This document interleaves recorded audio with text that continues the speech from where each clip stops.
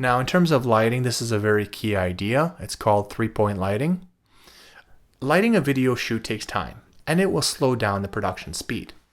However, the amount of time it takes to light the scene really depends on your lighting education and previous experience lighting other sets. If you haven't lit many sets and haven't had training by someone from the film industry, then it can take a long time to light a scene well.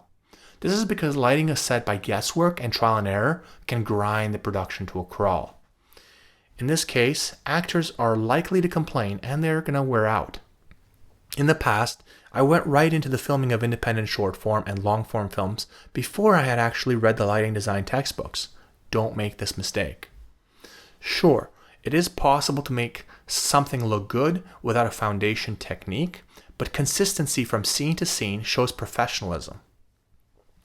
At the minimum, everybody considering a video project production should know that the basic foundation technique for lighting a person speaking on camera. This technique is called three-point lighting. Under three-point lighting, you point 3 different lights towards the subject, but the lights are positioned around the subject and are angled at the subject from different angles. The 3 lights are the key light, the fill light, and the backlight. A scene could easily require more lights than this, but the process begins with three-point lighting. The lighting process is then elaborated, expanded, and tweaked towards a more advanced lighting strategy that is often required on professional sets. The key light is the main light in the scene. It is the most important light. It will give form to the object being filmed. It will light the object or subject and the areas around. It will create shadows. The shadows it creates across the subject will make the subject appear to be more of a 3-dimensional figure.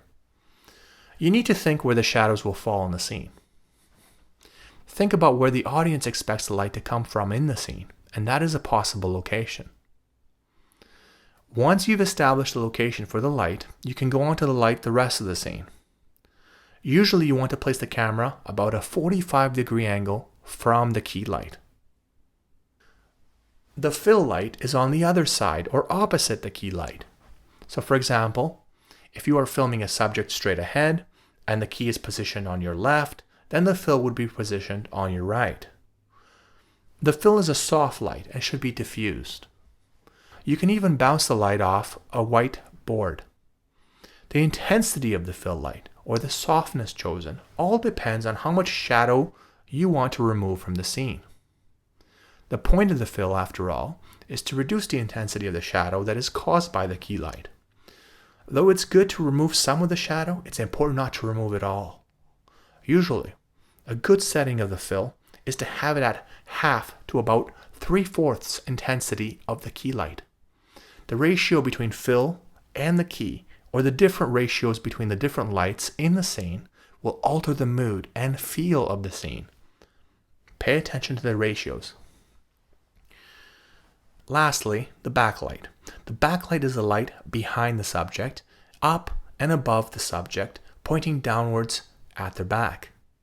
It creates an edge of light along the hairline and around the clothing, which only helps to accentuate and provide detail to the edges, but also helps to prevent the edges from blending into the background. More important than the definition it provides is the sense of separation that results between the subject and the background. This feeling of separation gives the viewer a feeling of dimensionality or of depth in the scene. The backlight should be about the intensity of the key light or even brighter. Now the key light, fill light, backlight will create the proper shadows, fill, and edge lighting.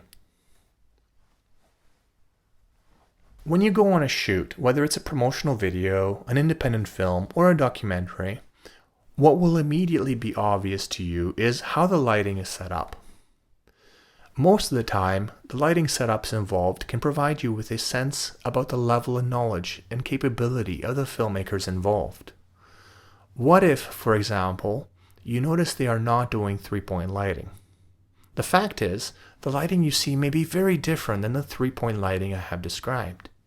Remember, the lighting environment required may be such that it may not require three-point lighting, After all, 3-point lighting is just a starting point.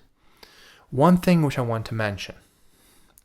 If you are on a set as a production assistant and you see that there are deficiencies in the lighting setup, remember your level in the hierarchy. As a production assistant, it may not be possible to implement much change.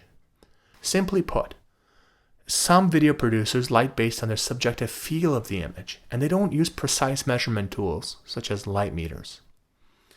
Light meters are often used by film professionals such as lighting designers, cinematographers, gaffers, and electricians. Even so, the video producers you see might be very good with lights. They might be turning out great shots, or maybe they are winging it and are creating poor imagery. Sometimes it's hard to tell. Either way, approaching the director and cinematographer and telling them that they could light differently may not work to your advantage. In the production assistant role, leaving a good impression is just as important, if not more so, than fixing the mistake of all the people up above in the hierarchy. Okay, one of my favorite lighting styles is lighting for a darker mood. A darker mood can be achieved by increasing the contrast in the scene. Instead of using 3-point lighting, try using 2 points. Use a key light in combination with a backlight. This will create a strong shadow across the actor's face. If this look is too dark, you can leave the fill light in the scene, but tweak down the brightness of the fill until it reaches just the right contrast ratio for the mood you're trying to create. And you can also do lighting for a soft mood. To create a soft mood, remove the key light from the 3-point lighting configuration. The fill and backlight will create a moody look, but the image will feel soft. Okay, now I'm going to talk a little bit about mixed lighting, and this is going to require a little bit of concentration on your part, but it's worth it because it comes up often. Now, suppose you are filming a scene in a room and that room has a big window. Since it's very common for rooms to have windows, you'll need to know what the issue is. That issue is mixed lighting. Daylight, which has a color temperature of about 5500 Kelvin, comes in through the window. But the artificial lights you're using to light the scene may have a color temperature of 3200.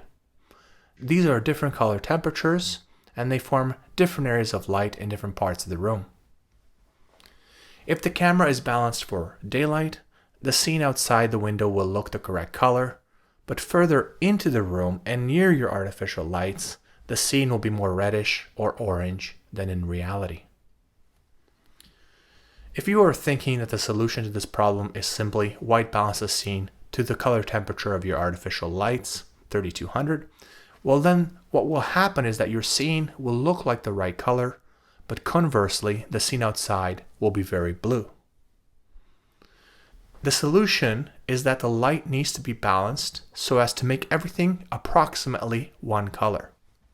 You can add a large orange gel on the window, which will filter the sunlight entering the room and make the light warmer so that it matches the color temperature of the artificial lights used inside. Then you would white balance for the artificial lights. Or the simpler solution is to attach smaller blue gels on the artificial lights and then white balance for daylight.